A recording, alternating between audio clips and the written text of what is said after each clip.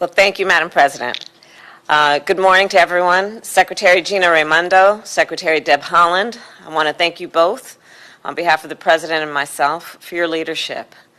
I have watched closely as you have taken the helm at the Department of Commerce and the Department of the Interior, respectively, and I see how dedicated you have been throughout your careers to improving the lives of the American people, of all people. Thank you. And thank you, President Shannon Halsey, for that kind introduction.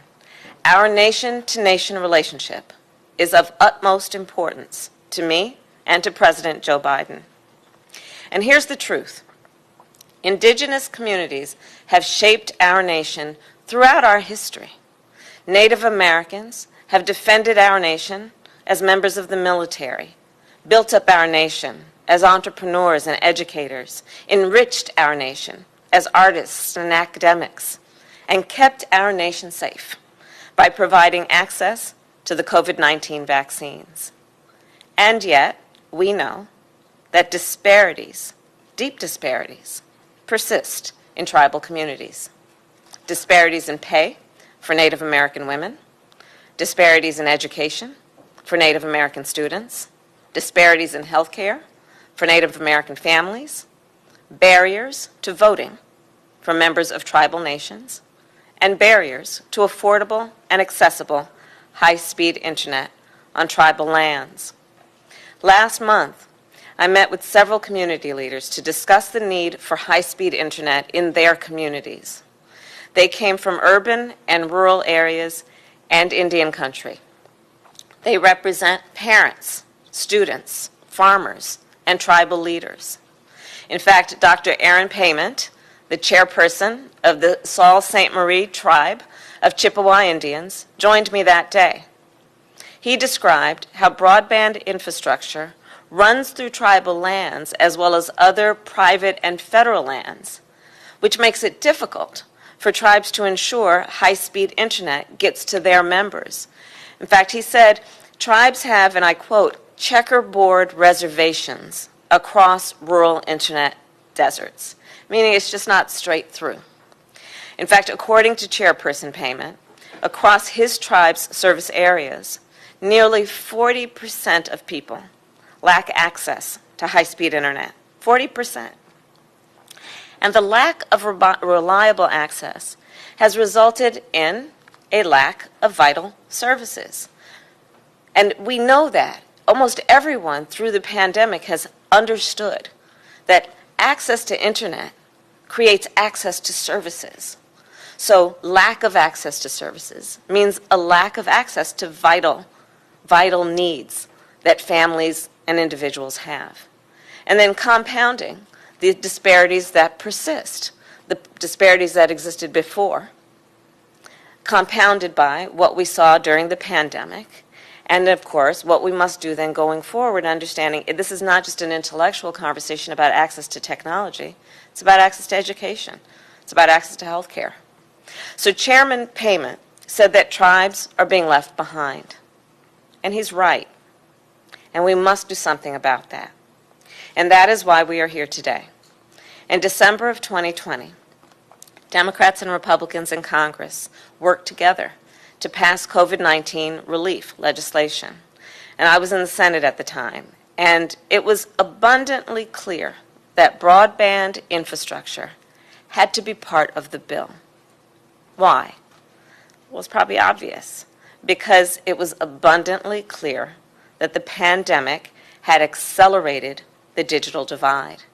Just think about it. As some Americans have been able to connect to high-speed internet for school and for health and for work and to run their businesses and see their families, many others across the country, including those in rural and tribal communities, have indeed been left behind. In fact, 1 in 3 Americans who live in rural areas and on tribal lands lack access to high-speed internet. So Congress worked together, as it should, across aisles and chambers to include nearly $1 billion for tribal broadband infrastructure programs in our bill. And today, I am proud to announce that those funds are available for use.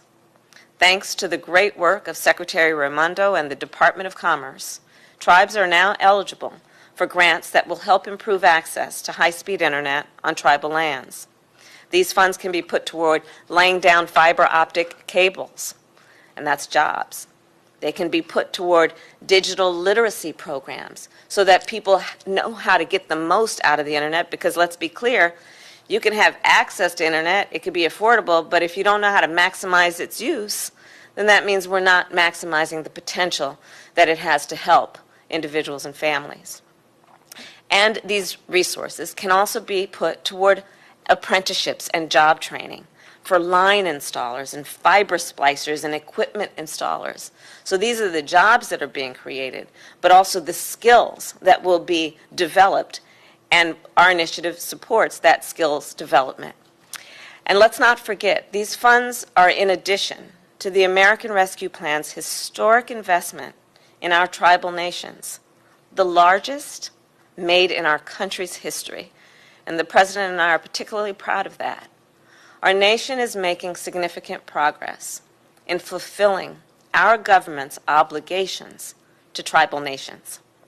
At the same time, I want to be clear about this round of funding for broadband infrastructure. It is a down payment on the work we must do. We must keep going until we connect every American household. With the American Jobs Plan, President Joe Biden and I are determined to get to 100% coverage, meaning everyone gets covered. Our plan would create good jobs, building up world-class broadband infrastructure in every community.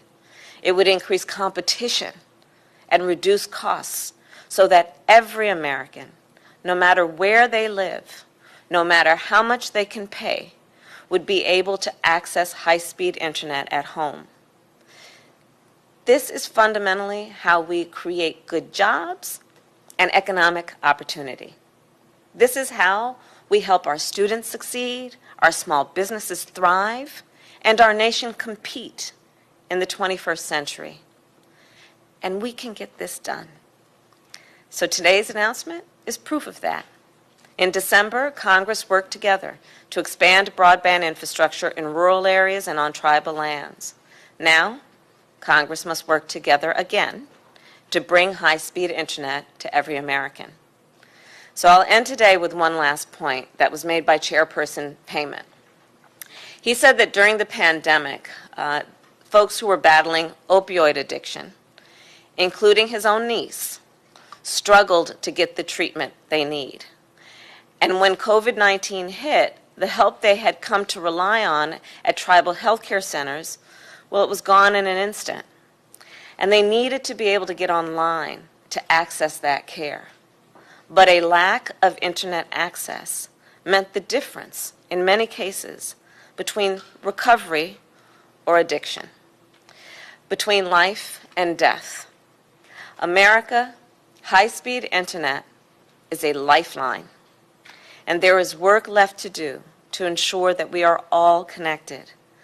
So let's celebrate this announcement today, and then let's get back to work tomorrow. And thank you. And now I'm going to hand it over to Secretary Gina Raimondo.